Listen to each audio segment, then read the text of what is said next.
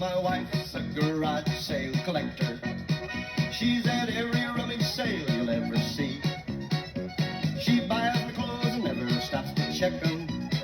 She just bags them up and brings them home to me. Hello everyone, welcome to my channel. It's Clay from Clay's Collections. We are off to a great start already as I'm knocking things over. Fortunately, it's not breakable. It was the Cootie game. That's right, a nice vintage version. And this is a Minneapolis, so it's a local piece, or at least locally made. But yeah, we are back with part 3 of our private estate sale pick. And this time we have a few great things, but most of it is books, which some of you love books, some of you could care less about books. So we will go through that, but I'll show you the non-book items first, and then we will get into the books. So if you're new to the channel, welcome. I am a part-time antique and vintage dealer, reselling. I do a little bit now on eBay. I used to do a lot on eBay. I backed off now that I've gone back to work full-time. And I am selling mostly through an antique store in Hopkins, Minnesota. So if you're ever in the Twin Cities area, please be sure and stop by the Twin Cities, the city of Hopkins. There are multiple antique stores. It's a great destination place for antique shopping, and there's great restaurants and other stores around. Like there's Ultimate Collectibles, which deals in comic books and sports memorabilia, that type of stuff. There's also vintage jewelry stores. So there's just a plethora of things to do in downtown Hopkins, which is located just outside of Minneapolis. There's my little plug. Let's get into the haul. All right, I'm gonna get the big things out of the way first. This is obviously a beautiful case. It's in great shape. But what kind of case is it, do you ask? And it is a toolbox. A felt-lined toolbox, no less. So this has this beautiful tray, lined inside and out. And there's the interior. It's in beautiful condition. So this was one of the items we picked up. I said, definitely. Bang! You can hear how sturdy it is. It's a vinyl over wooden case. It's quite heavy. It's got a beautiful leather handle to it. It needs a nice clean. But other than that, it's an excellent case. And we also have case number 2. This one's in brown, a little smaller. Basically the same manufacturer. And it too is a toolbox. This one actually was full of tools. We emptied it out because they wanted to keep some of the tools, and we didn't have time to sort through everything. So got this beautiful little tray. I love the little handles on it. So yeah, so this one could use a little bit of cleaning inside as well as outside, whereas the other one is beautiful both inside and out. And it's great because it's got these protective corners, which always helps cases last longer, and that is a sign of quality, a better quality, when you have corner protectors on a piece of vintage casework. And all right, last but not least is this blender beast. That's right, it's got a speaker on it. It's a Sony. It's not only a Sony, it is a Sony reel-to-reel tape deck. Take the lid off here and I will show you.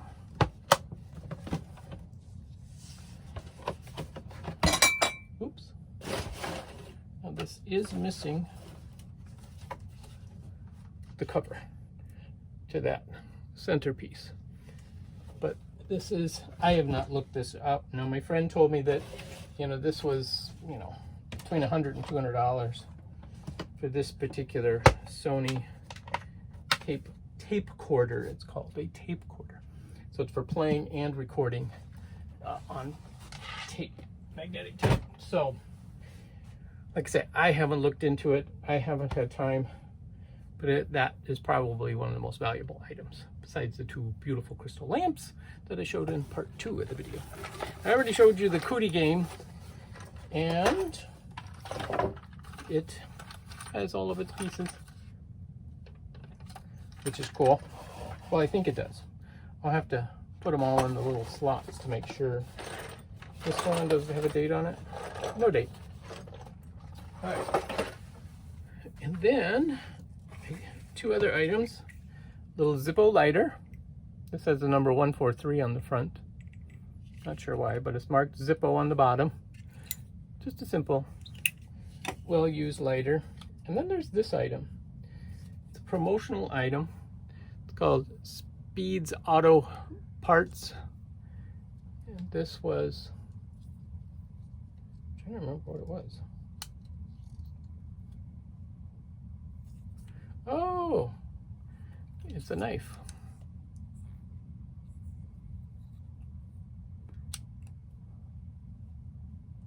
AP, longer lasting mufflers. So this is a great advertising piece. So you flip it over, pull this out, and there's, when that is displayed, it's out as a knife. Otherwise it's hidden in there. That's pretty cool. And it comes with the box. I did have the bottom to the box too. It's probably in the other box that I left. But anyway, all right, let's get into some of these books. This one was pretty interesting. It's a Ben-Hur book, the story of the making of the movie. And this is from 1961, which is when they made the movie. It's got this great fold out picture of the chariot race scene, one of the iconic scenes from the movie. Talks about the cast, all that kind of stuff. So, oh, okay, yeah, a learning opportunity. See the middle of this book, how it's open? And see this little residue along here? What happened is when they glued the book, the glue from the binding seeped through the pages. So then when somebody was trying to read it, those pages were glued together. And what do we typically do when we press it to try to press it flat, right? Well, when they did that, they broke the binding along with it. So it's not missing pages. It may look like it is. It isn't. It just has that broken section because of the manufacturer's glue. So there you go. All right, we have a number of children's books. Donald Duck's Big Surprise. All the books are in great condition. We have some Curious George paperbacks. These are from 1941 copyright date, but these are later printings of that. Interesting. Scholastic, 1957. Sorry, 1952. So they're beautiful, beautiful condition. But I would say they're probably 1960s versions as opposed to 50s. But anyway, Mickey Mouse's Riddle Book. These probably would have come in a set. The Disney Press Out and Play. Again, these are not too vintage of books. This has a barcode, so we know it's after 74. Snow White and the Seven Dwarfs. Again, I just took all the books, pretty much. There were some that were in terrible condition that I didn't take, but Let Go and Let God, 1951. Vintage Chicago Cubs Stationery, 1987. I thought that was pretty fun. Oh yeah, I forgot. The little Girl Scout case. Girl Scouts. And then inside are all these patches. From Girl Scout Troop 875 Chicago. These are later ones. They're not like new ones. These are from the 90s basically. Oh, there's a May 1979. Anyway, so there's a whole bunch of Girl Scout patches. and buttons in here. And my friends are like, she really didn't know where they came from. So, anyway, that's a fun little find. And more vintage kids books. Series of the little golden books. Bugs Bunny, Porky Pig, DuckTales, Winnie the Pooh. Sorry, I'm kind of running through these. Again, most of these are newer ones. I'm looking for the older ones. All right, yeah.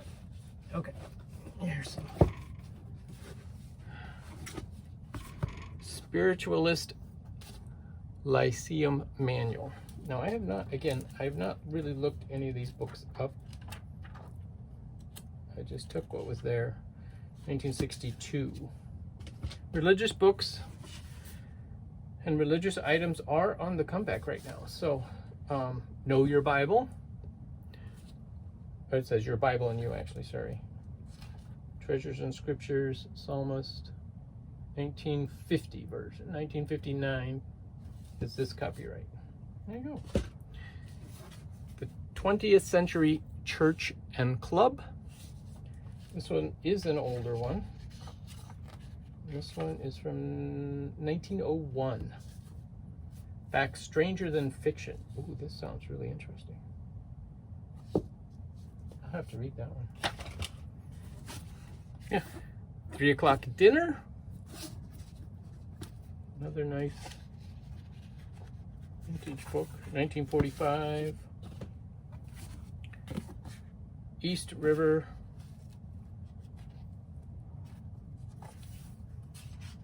1946.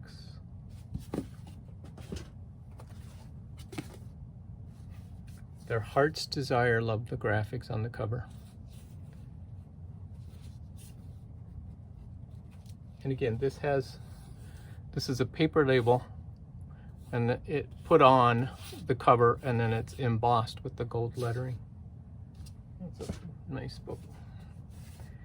George Eliot's Silas Marner. Standard English Classics. 1898. That's a cool book. What's this one? Oh, Lincoln McKeever. This is a great one with the dust jacket.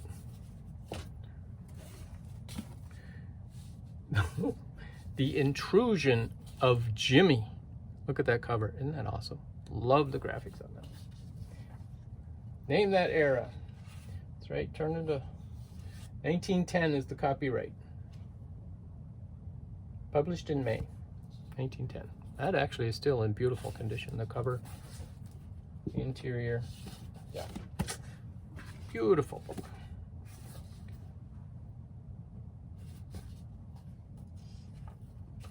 Image of Josephine is the name of this book.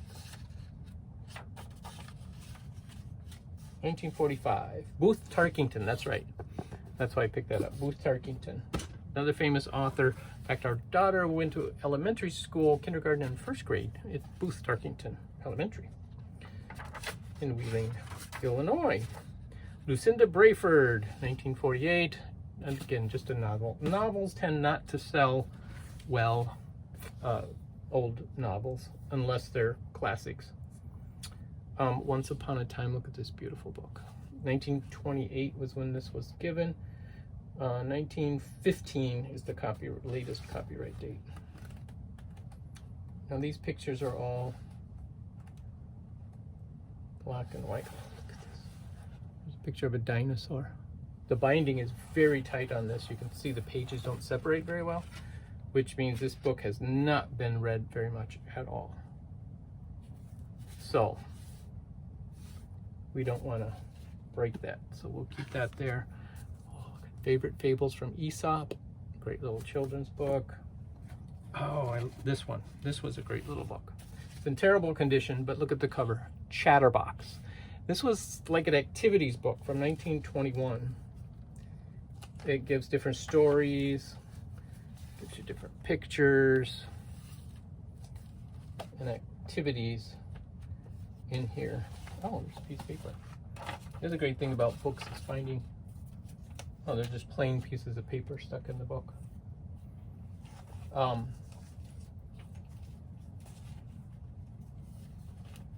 There's some more great pictures. But I love the cover on that. Yeah, it's too bad the book is in falling apart condition. But that's one that could be worked on. A Maid and a Million Men. Another novel. What's this one? The Big Rock Candy Mountain. Oh, excuse me. Oh, here's another beautiful book. When I Was Little, by Ethel Kelly, pictures by Maud Hunt Squire. And some books are purchased because of the illustrator as well. So always keep that in mind. You definitely have that early 1900s feel to the pictures. 1915. Beautiful, beautiful books. Gustav Adolf, 1882.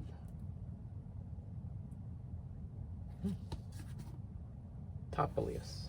Never heard of that one. Greg Shorthand book. What else we got? Benton's Row. This is a more modern novel. Like I said, I just took almost all of them. The Sunbonnet Babies in Holland. Look at that. Beautiful graphic on front. This one should be 1910, circa 1910 as well. 1915, yep. Too bad it's got a little bit of water damage. Seep through to the pages. The Gown of Glory. Never in the Kitchen When Company Arrives. She's a gastronomic moralist. To dine poorly, to fail to enjoy God's bounty is downright sinful. That is her code, and you will find it wonderful to swallow. In these days of endless tension, Teresa Morse believes that hospitality may be the last haven of human sanity and happiness. That actually sounds like a cool book. Looks like from 1970s. Oh, 1964. The Checkerboard by Neville Shute. Somerset Maugham, Then and Now, another fairly famous author with the Dust Jacket. Just Jacket. Little Citizens by Myra Kelly. The Humors of School Life. That's a fun little book. Ethel Morton at Rose House. These many times.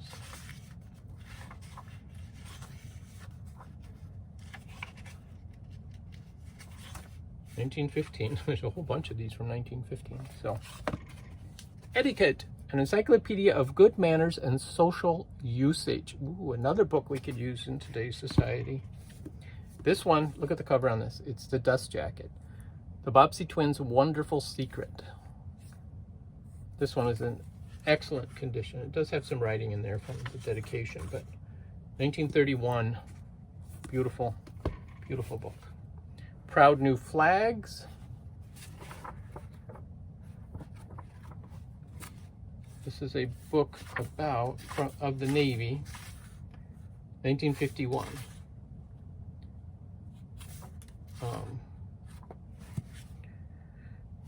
So yeah, it's a military related one. My Story That I Like Best. So there's multiple different authors in this book. Talking about their favorite stories. This is 1925. I thought that was a cool book. This is the one that really cracked me up. The Book of Live Dolls. And the opening lines in it are like, this is could be a creepy book. It says, "Look what's coming!" And with a shout of delight, the children of Cloverdale Village left their play and rushed into the street. What do you think? A tiny gilded coach drawn by two beautiful white kittens with reins of blue ribbons covered in silver bells, and through the coach window the face of a wonderful doll. On her head was a jaunty sailor hat, from under which yellow curls danced in the wind as she nodded and smiled at the children on either side. Oh, Yeah, that sounds like a fun book. And last but not least, Dignity, a Springer Spaniel. Again, a military related one. It's Major S.P. Meek, U.S. Army. He was an author. He wrote about this wonderful dog. And this is from 1940. So that it basically is our collection of books and the last of our wonderful estate sale finds. Hope you guys enjoyed this series, and we will catch you later.